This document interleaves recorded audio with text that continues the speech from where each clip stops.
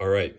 Well, we spent some time the other night going through our fly shop and the setup that we have in our fly tying room. And we spent some time going over kind of the organizational piece as far as where we store things, how we store things, what works, what doesn't work, and the thought process that went into building our room. And I wanted to kind of expand upon that and take it to the next level where now instead of going through and showing you all the parts and pieces of the fly tying room, I wanted to then focus a little bit more on the basic equipment that we have that we use on a day-to-day basis. I follow a few sites and I see a lot of folks that are just starting out, and I really enjoy listening and watching folks get into this sport. They talk about it quite a bit, and they post a lot of photos, which I think is super awesome. And if there's any way that I can help whatsoever, by all means, reach out at any point. One thing with beginners, I know what it's like. We were all there once before, and over time, you get more comfortable, more confident, and it's almost like we want to advance to the next level, which is not a bad thing whatsoever. But I don't really get bored with the basics, and I don't get bored with folks that are beginners. In fact, I enjoy working with those folks a lot more. And more often than not, it's because they ask the whys and how do you do that? And I find that challenges me a little bit more. It makes me do more of a deep dive and do a lot more research on things and try to stay up to date and current with things. Um, One thing that I don't like is watching folks go out, spend all kinds of money on things to find out that, you know, yeah, it was cool, but I didn't need to blow all my money on these things. And I said this in the video the other night, the fly tying room that we have, there's a lot of stuff in it, and that's years and years of accumulating things. So even when you walk into a fly shop, it can be very intimidating, right? There's so many different things out there. And when we work with folks, whether it's on the water, in a classroom, whatever it may be, I'm always thinking or trying to think on a budget. Like any other hobby out there, there's things that you're going to want, there's things that you're going to need. And my goal tonight, again, probably in a couple videos to break down on time, but I want to go through all the basic things that we use again on a daily basis, and things to think about and consider when going out and purchasing equipment. Now, understand, I don't work for anybody. I don't make a commission based on how many people go to one manufacturer or the other. These are things that have worked for me. This is what I like. And hopefully, this is beneficial. If you have questions, like I said, by all means, reach out. If you like it and you've got feedback, great. If this was a waste of your time and you could tell me this was the dumbest thing you saw and heard online, that's okay too. But I really want to break a few things down for those beginners, and hopefully this will be beneficial and help you out. So with that being said, the first thing that I always like to start out with when it comes to fly tying in a class is the vise. And a lot of folks will ask, well, what should I get for a vise? And my question is, well, what are you tying for flies? So a lot of times, not all vices are created equal, but a lot of times when you purchase a vise, and I'll get into this a little bit more in a minute, but a lot of vices have more of that fine point jaw. And again, I think you really need to ask yourself, are you a saltwater tyer? Are you tying bass flies? Are you tying pike flies? Are you doing large articulating flies? If that's the case, then this vise, or at least this style jaw, may not be for you. Whereas if you're tying more smaller patterns, okay, you may want to consider purchasing something with a fine point jaw. Now, there are vices out there that have interchangeable jaws, so pay attention to that. Some do, some don't. I have worked with and run Renzetti's, which that's what this is. And I've also worked with Regal vices, and those are the two vices that I really enjoy tying with. Um, but it really boils down to number one, your budget, and then the style of flies that you're going to be tying, and obviously your preference too.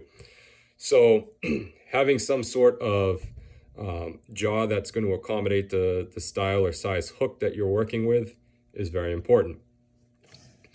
The next thing, at least with this vise, move a few things out of the way, that I look at is this a fixed vise or is this a rotary vise? Now, with a rotary vise, that vise has a tendency, you can move that 360 degrees all the way around. And the nice thing about that is typically once that hook is sitting correctly in the jaw, the hook shank will stay flush. So when I rotate this around, that hook shank will stay nice and flat. That allows me the opportunity to, number one, look at the underside of the fly. Number two, if I need to work with any materials, I can secure it to the hook and a lot of times just hold it in place, rotate, which will then allow that material to be wrapped on the shank of the hook.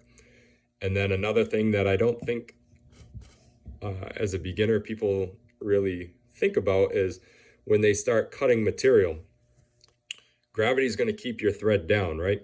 So if you're coming in here and you're trying to cut stuff, it may be beneficial to utilize that rotation of the vise. Now I can clean all the materials that I need to cut away on the underside of that fly, and my thread is hanging down and out of the way.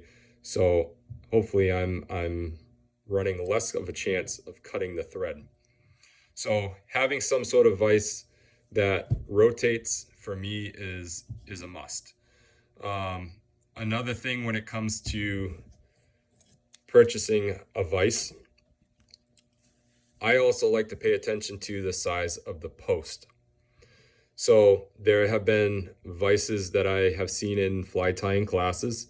The post is 2/3 the height of this.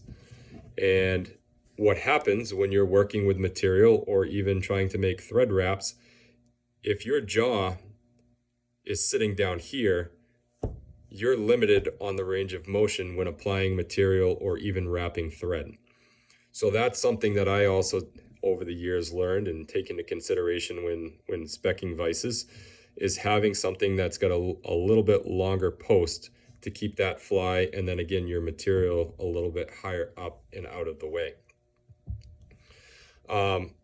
I started out with a vise that had a clamp on it. When I first started, it worked out fine, but I started to learn as I traveled and attended classes or built a new desk, whatever it may be, that clamp on a lot of those vices don't always match up with the style desk, workstation, whatever it may be that you're sitting at.